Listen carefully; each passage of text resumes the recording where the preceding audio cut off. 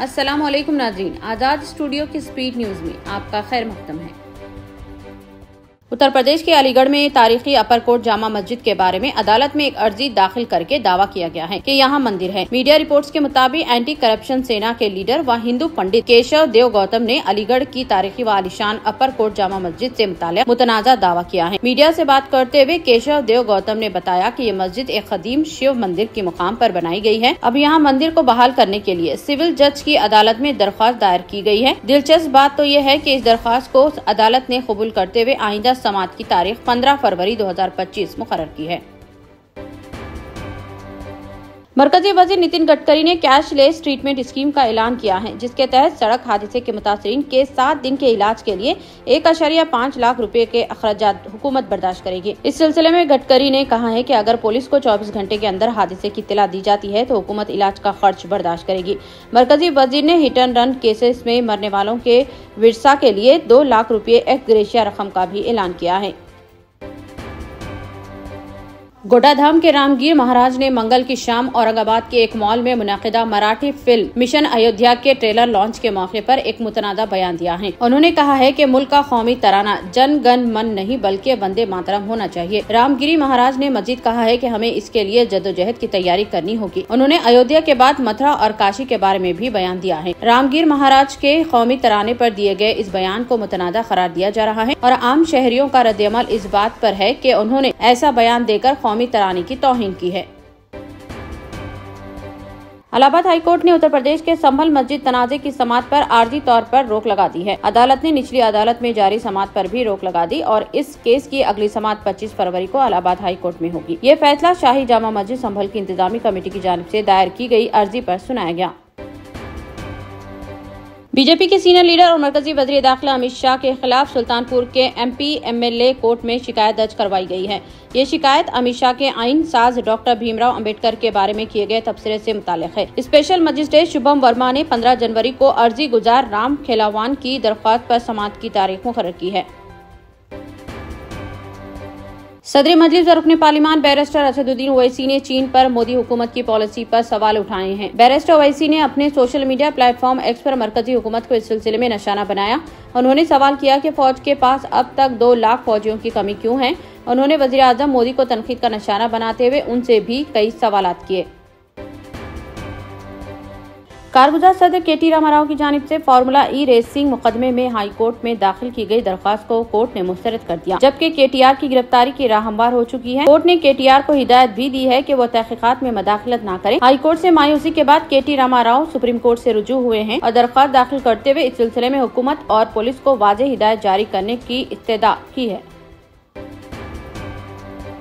थलासेरी अदालत ने मंगल को शुमाली केरला के कुनवर जिले में 19 साल कबल सीपीआईएम कारकुन के कत्ल में आरएसएस के 9 कारकुनों को उम्र कैद की सजा सुनाई है। कन्नापुरम चंडा से सीपीआईएम के रुकन 25 साल रजीज संक्रांत पर दोनों जमातों के दरमियान सियासी कशीदगी के दरमियान एक मंदिर के करीब हमला करके हलाक कर दिया था। इस केस में अदालत ने मुलजिमीन को सजा सुनाई है।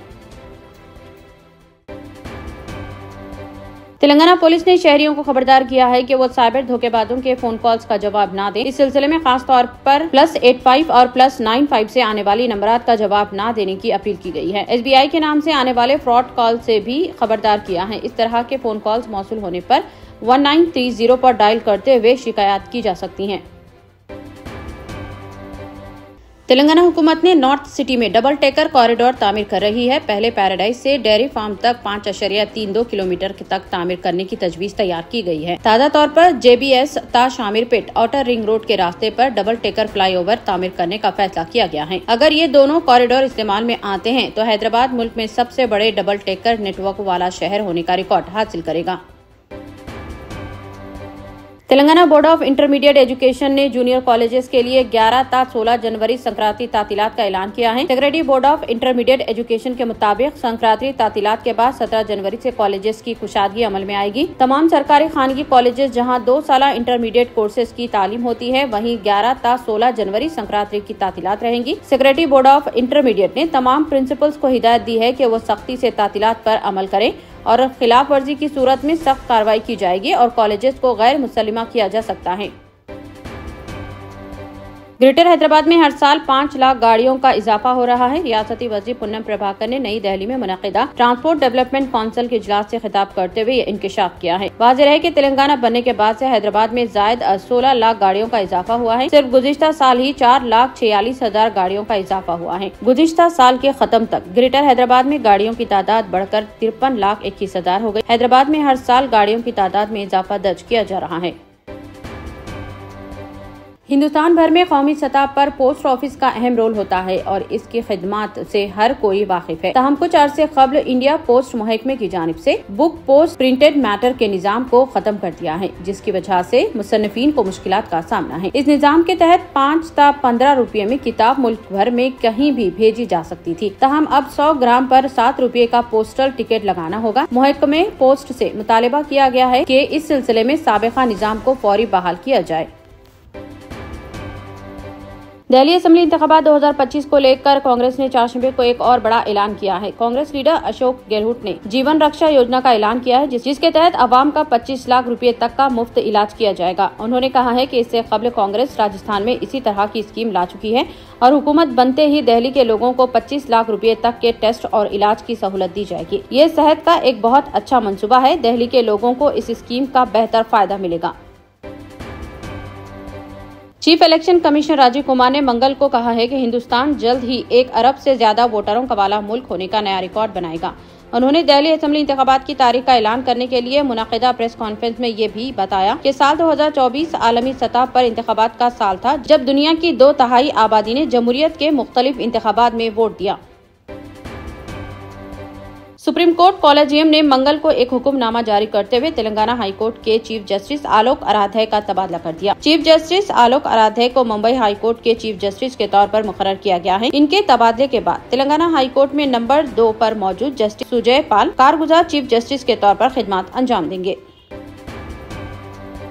मोहम्मद यूनुस की क़ियादत में बांग्लादेश की अबूरी हुकूमत ने साबिक़ वज़ीर-ए-आज़म शेख हसीना के पासपोर्ट को मनसूख कर दिया है। इसके साथ ही 96 दीगर अफराद के पासपोर्ट भी मनसूख किए गए हैं। इस फैसले का पस मंज़र मुल्क में रिजर्वेशन के मामले पर होने वाले फसादात हैं, जिनमें मुतअद्दिद अफराद की गिरफ्तारी और मुजरिमाना तहक़ीक़ात जारी हैं। इतने कम दाम में इतने ज्यादा ऑफर्स, घर लेकर जाने में तकलीफ? No problem. अब आप घर बैठे ऑर्डर कीजिए और हम करेंगे फ्री होम डिलीवरी। अब होगी बचत घर बैठे। अपने शहर में सबसे सस्ता आपका रेड रोज स्मार्ट।